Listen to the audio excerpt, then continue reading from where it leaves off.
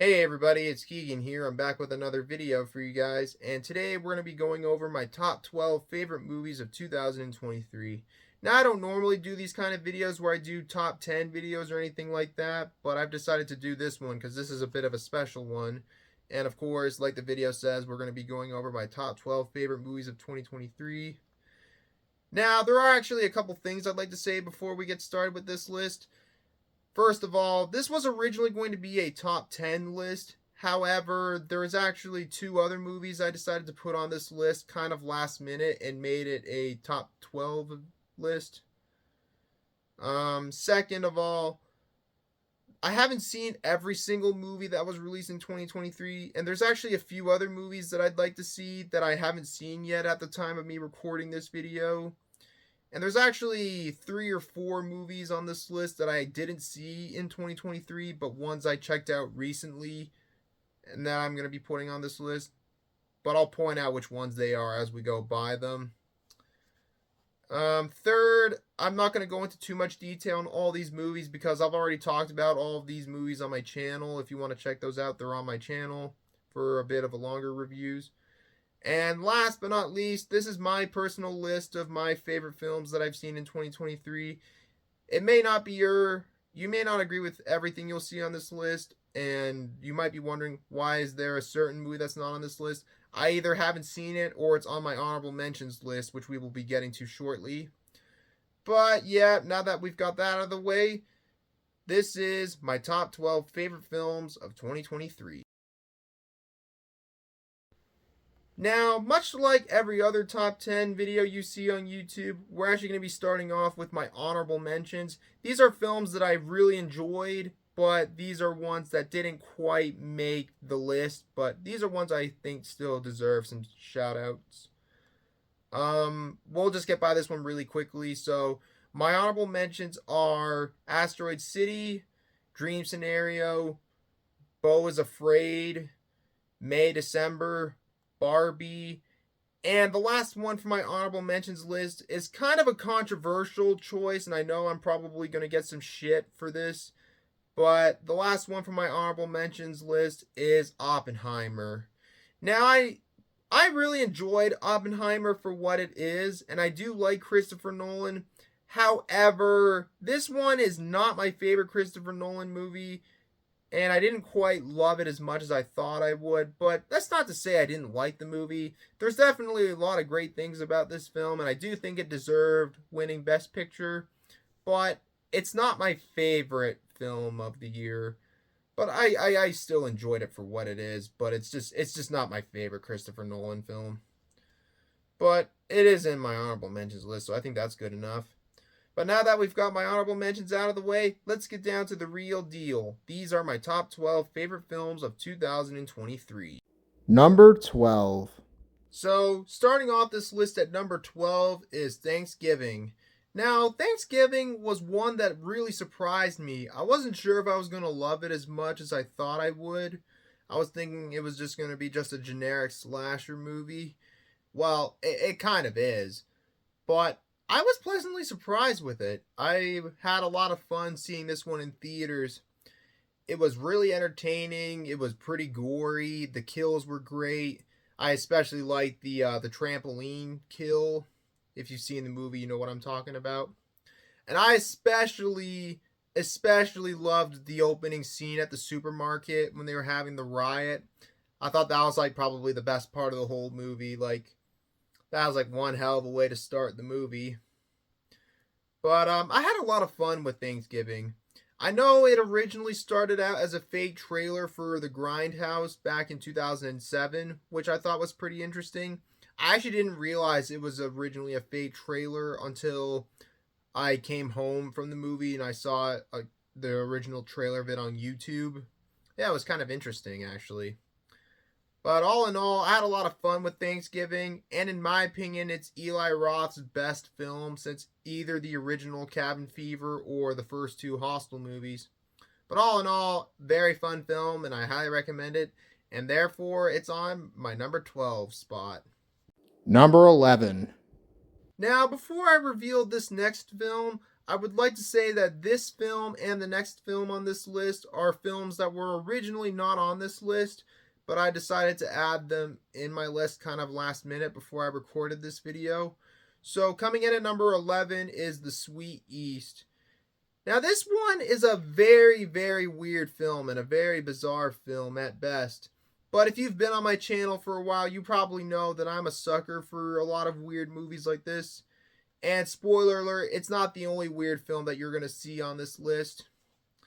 Now, I saw this film at one of my local theaters back in February, and I really, really enjoyed it. It's a very weird film. If I were to describe it, I would describe it as kind of a weird version of Alice in Wonderland, minus the magic, the talking animals, and all that weird stuff from Alice in Wonderland. It's an Alice in Wonderland type of Odyssey film, if I were to describe it at best. I personally really enjoyed it. It was hilarious, it was weird, and I was really entertained by it. Now, this film is not for everybody. You might like it, you might not. And I don't think a lot of you have heard of it because not a lot of people are really talking about it, which is kind of a shame. I think this movie is very underrated. But all in all, I really enjoyed The Sweet East. And I would highly recommend it if you haven't seen it. I can't guarantee it's for everyone, but I personally really enjoyed it, and I've decided to put this one on my list. Number 10. Coming in at number 10 is All of Us Strangers. Now, this one I actually watched very recently. I watched it a little over a week ago, and I really, really enjoyed it. The acting in this film was really well done, and the cinematography was beautiful, and I thought it had a fairly good soundtrack. And it's kind of a shame that this movie didn't get any recognition at the Oscars. Like, this was kind of one of the biggest Oscar snubs of this year's Oscars, in my opinion. They should have replaced Maestro and put this on the list, but I don't know why they didn't. But all in all, it was a beautiful film that I really, really enjoyed, and I would highly recommend seeing if you haven't. Just a really, really well done film. Number 9. Coming in at number 9 is Priscilla. Now, I'm a big fan of Sofia Coppola. I enjoy a lot of her films that she's made, from The Virgin Suicides, Lost in Translation, and so on. And I also really enjoyed Marie Antoinette. I thought that one was really underrated. This one I was actually really looking forward to seeing what she was going to come up with next. Now, I'm not big into Elvis Presley, so I'm not exactly sure how accurate this movie is to the real life story on Priscilla Presley and Elvis Presley. But other than that, I really, really enjoyed this film. I thought Jacob Elordi, or however you pronounce his last name, and Cailee Spaeny were both fantastic in this film. I think they were both born to play the roles, and they both played the roles perfectly. And it had a really good soundtrack, too. I really enjoyed the soundtrack. The cinematography was really good, and the set designs were really well done. And I think, in my opinion, this is probably Sofia Coppola's best film since The Virgin Suicides or Lost in Translation. But all in all, I really, really enjoyed Priscilla. Despite the sort of abrupt ending, but I guess if you know the real story on when I don't want to spoil it. If you know the story on Priscilla and Elvis's marriage, then you probably get how it happens after the film ends. But other than that, I really, really enjoyed Priscilla, and I've decided to put this one on my list. Number 8. Coming in at number 8 would have to be Infinity Pool. Now, for a majority of 2023, I declared this as my favorite film of the year, but it's not anymore, but it is still one of my favorite films of the year. Now, I know a lot of people didn't like this movie, but I personally really enjoyed it. It was weird, it was trippy, it was surreal, it was pretty gory, and damn was it entertaining. I really, really enjoyed this one. While the storyline for the film may not be the strongest aspect of the film, but I will say the special effects on the gore, the visuals, the cinematography, and the music is pretty top notch in my opinion. I really enjoyed that, and I thought Mia Goth was great in this film too. And out of the three films that Brandon Cronenberg has directed so far, this one's probably my favorite, with Possessor coming in second place. And I must say, I think Brandon Cronenberg is definitely following his father's footsteps, who, for those who don't know, is David Cronenberg. But all in all, I really enjoyed Infinity Pool, and it's one that I will definitely be checking out again soon. And therefore, I've decided to put this one at number 8. Number 7. Coming in at number 7 would have to be The Boy and the Heron. Now, this is the only animated film on this list. I haven't seen any other animated film that's come out in 2023 at the time of me recording this video. So I haven't seen Spider-Man Across the Spider-Verse, but I hear that one's supposed to be great. Now, I really enjoyed The Boy and the Heron. I know this one was supposed to be Hayao Miyazaki's last movie, but it's not. He's not retiring yet. But if he were to retire after making this one, I thought this would have been a great send-off. But I really enjoyed this film. It was amazing. It was breathtaking, and I liked the all the different creatures in the film, like like all those colored birds that were the bad guys or whatever. I thought it was pretty cool. And I think this is one of my favorite Studio Ghibli films. Although not my absolute favorite Studio Ghibli film, it is up there. And I've decided to give this one the number 7 spot. Number 6.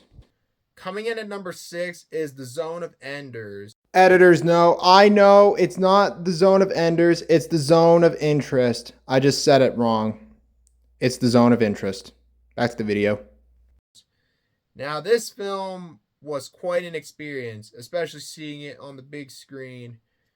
It's definitely, considering the subject matter, it was definitely a dark film. And there are times in this movie I felt uneasy. While there are no on-screen violence in the film, you can definitely hear some of it happening off-screen. Like, you can just hear it. Like, I'm not really quite sure how to describe it, but if you've seen the movie, you know exactly what I'm talking about. But aside from that, the film has some really good cinematography, some really good visuals, and it was a really well shot and a really well acted film. And I think it definitely deserved winning Best International Film at the Oscars recently.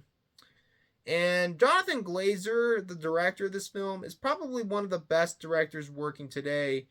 Even though he's only directed 4 films so far, his previous films are Under the Skin from 2013, Birth from 2004, and Sexy Beast from 2000. And out of all of the 4 films he's made so far, I think this one, Zone of Interest, is probably his best one that he's made so far. And I can't wait to see what Mr. Glazer comes up with next. Number 5. Coming in at number 5 is The Iron Claw.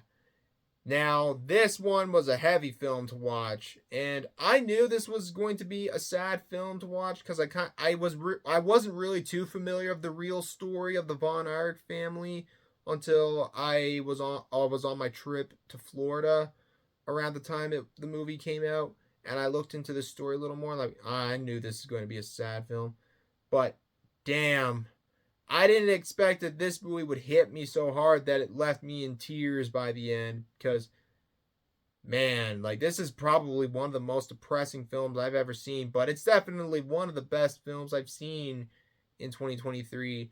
While I actually saw this movie in theaters back in January, this was actually the first movie I saw in theaters this year. It was definitely one hell of a movie. All the acting in this movie was really well done, and in my opinion, this was Zac Efron's best performance ever. It's kind of bullshit he didn't get an Oscar nomination. He was snubbed from the Oscars, but I thought he did a really good job in this film. And it was a really well shot film and a really well acted film, and it's definitely one of the best films of 2023. It's bullshit that it didn't get any Oscar nominations, but who cares? The Academy sucks. But if you haven't seen The Iron Claw, definitely check it out. But be warned, it's a heavy film to watch. And you might want to grab some tissues before checking it out. I'm just saying, it's a heavy one. Number 4. Now, coming in at number 4, this one I actually kind of have to explain a little bit about this movie. I don't think this is a movie a lot of you are very familiar with, but at number 4 is a movie called The Last Video Store. Now, this was a movie that centered around a video store employee and a customer who are launched into a world, like another dimension, after putting in a cursed videotape in the VHS player when the customer was returning some VHS tapes. And they got to face off against the evil forces of the characters from the movies within the movie.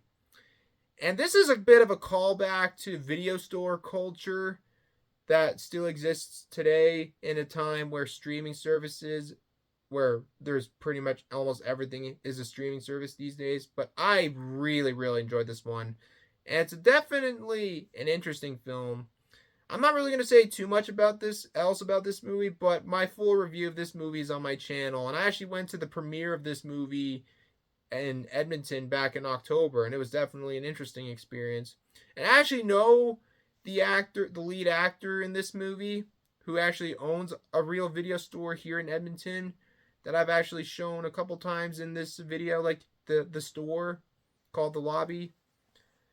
But yeah, I just wanted to point that out a little bit. But if you haven't seen The Last Video Store, it's definitely worth the experience. It's a pretty interesting film that I'm sure will get more recognition these days. But therefore, I've decided to put this one at number 4. Number 3. Coming in at number 3 would have to be Anatomy of a Fall. Now, Anatomy of a Fall was one that I actually saw at the Edmonton International Film Festival back in September, and boy, it was quite an experience. This was also the film that won the Palme d'Or at the Cannes Film Festival, and I think it was really well deserved in my opinion. It also recently won Best Original Screenplay at the Oscars, and I think it was well deserved. But man, Anatomy of a Fall, what a hell of a movie it was. It has some of the best storylines that I've seen in a film, and the acting from Sandra Hüller, the lead actress in the film, was just amazing in the film. And she definitely delivered some of the best performances I've seen last year. And throughout the whole film, it kept me guessing on whether her character killed her husband or not, or maybe like how it all happened. Like it was just, the movie keeps on leaving you guessing whether she's innocent or not. But wow, what a movie. If you haven't seen Anatomy of a Fall, definitely check it out. Like, it's a fantastic film, and I decided to put this one at number 3, and I figured it would be a perfect spot to put this one at number 3. Number 2. Coming in at number 2 is Killers of the Flower Moon. Now, Martin Scorsese is one of the best directors working today. I love Martin Scorsese's films. I've yet to see one film from Scorsese that disappoints me. But, wow, Killers of the Flower Moon. Besides its very long runtime, I really, really enjoyed it. I thought it was a very well-made film. All the performances were excellent, and Lily Gladstone probably delivered the best performance out of everyone in the film. And I was kind of rooting for her to win Best Actress at the Oscars, but she lost. But at least for her, she'll definitely be getting more roles because of her performance in this movie. And this is definite. And now, this is kind of an unpopular opinion, but I think this is probably Scorsese's best film since The Departed, which The Departed is my favorite Scorsese film. But man, this movie was just fantastic. And I know it might not be everyone's favorite Scorsese film, but I personally really, really enjoyed it. It's one of Scorsese's best movies, in my opinion. And for a little while was at my number 1 spot of my favorite film of 2023. But it's not anymore, which we will be getting to number 1 very shortly. But I just want to end off by saying Killers of the Flower Moon is one of Scorsese's finest films and is one of the finest films of the decade so far. Number 1. Well, we made it. And I'm sure a lot of you saw this coming, but my number one favorite film of 2023 is Poor Things. Wow. This movie was fucking weird, but holy shit, I loved every minute of it. It's probably the weirdest movie to come out in 2023 in a year of movies like Infinity Pool, The Sweet East, and Saltburn, which I did not like. Out of all of the weird movies that's come out in 2023, this one probably takes the cake. But it takes the cake for being my favorite film of 2023. The setup, like the set designs, the costumes, and the acting were really well done. And in my opinion, this was Emma Stone's probably her best performance ever. And I think she deserved winning Best Actress at the Oscars. And this movie, it was hilarious. It was weird. It was beautiful. And it's just a friggin' amazing movie, man. If you haven't seen it, definitely check it out. It'll probably weird you out, and it's not for everybody, but I personally loved every single minute of it. I loved every frame of the film, and I loved every detail of it. It is the best film of 2023, in my opinion. But all in all, it was just an amazing film, and it's not like anything else that's come out in the past year, I'll say that. And Yorgos Lanthimos is definitely one of the best directors working today, in my opinion. And I know it was recently announced that he's coming out with another film. I kind of forgot the name of his next film, but I will definitely be checking it out. And who knows, maybe his next film will be on my top 10 favorite films of 2024 list. But other than that, Poor Things is my favorite film of 2023. Well, there you have it, folks. That is my top 12 favorite films of 2023. Thank you guys for watching this video. If you enjoyed the video, leave a like, comment below, subscribe for more videos like this, turn on notifications, and share the videos with your friends. And what is your favorite film of 2023, or what are some of your favorite films of 2023? Let me know in the comments below. I probably will do my top 10 least favorite films of 2023 eventually. I don't know if it'll be a top 10 or not, because I usually try to avoid seeing bad movies, but I will be doing my top 10 least favorite films of 2023 video eventually. Probably not anytime soon, but it will be coming out eventually, so stay tuned for that. But anyways, in the meantime, thanks again for watching. I hope you guys have a great day. And until next time, this is Keegan Shepard signing off. Thanks for watching, and I'll see you in the next one. And yeah, take care, everybody. Peace out. Bye-bye.